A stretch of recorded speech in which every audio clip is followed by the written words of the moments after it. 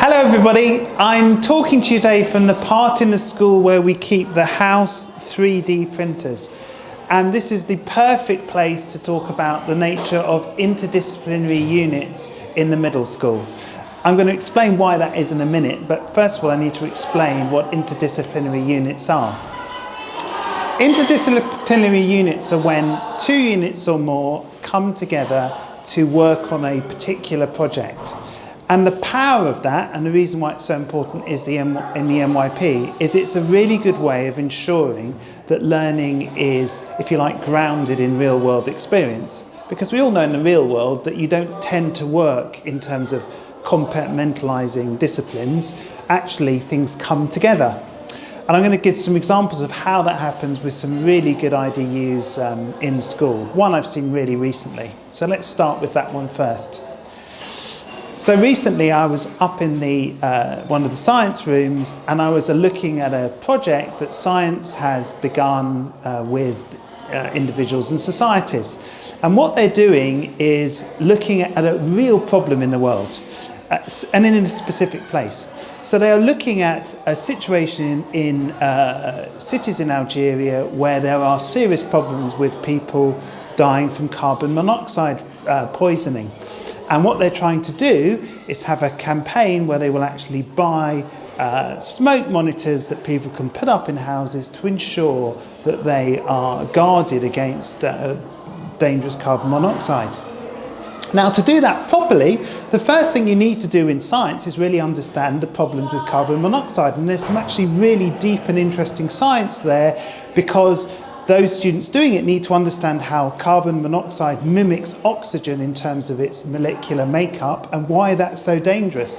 So there's some really key and important science. But see that the science is made much more important because it is actually looking at a real problem that those students are trying to solve.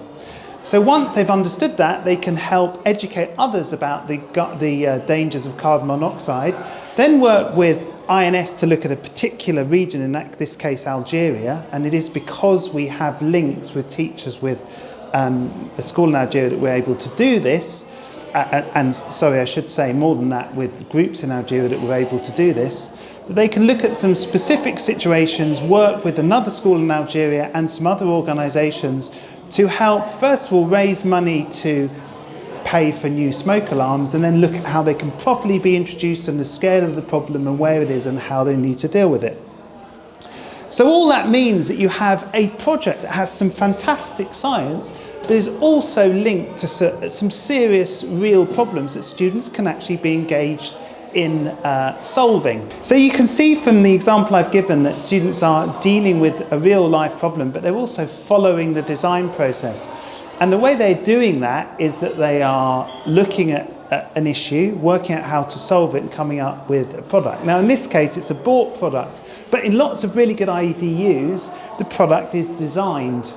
So let me give you another example. Maths has recently been working with design, and they're looking at designing illusory spaces. Now they need a design department to help them work and design real spaces. And there is some complex maths in there. Anyone will know that any space that involves a complex curve will always involve calculus. So it's a way of introducing some quite difficult maths in a really important real life context. So some of you will have seen some other examples where we've been working with design. Another good one is science. So you may remember the IDU we've done and continue to do where biology works with design, and they go out into the park, they look at natural materials and what we can take to make dyes and produce clothing. There's all sorts of issues there about sustainability, about really exploring the materials that are there in nature and how they can be used. But you can only do that if you go through the design process and have a product at the end. In this case, it's clothes that are dyed using natural dyes taken and developed from the park. Another great example of the interaction. At other times we have things like individual society and art working together. A lot of you will know about the work we're currently doing with a graffiti artist. So lots and lots of occasions where we do really good IDUs, but the best ones tend to be ones that follow a kind of design process and have design within them. And it's for that reason that we have spent such a long time trying to make design and the use of design public and something that can be used all around the school, just not in design lessons. Thank you, everybody.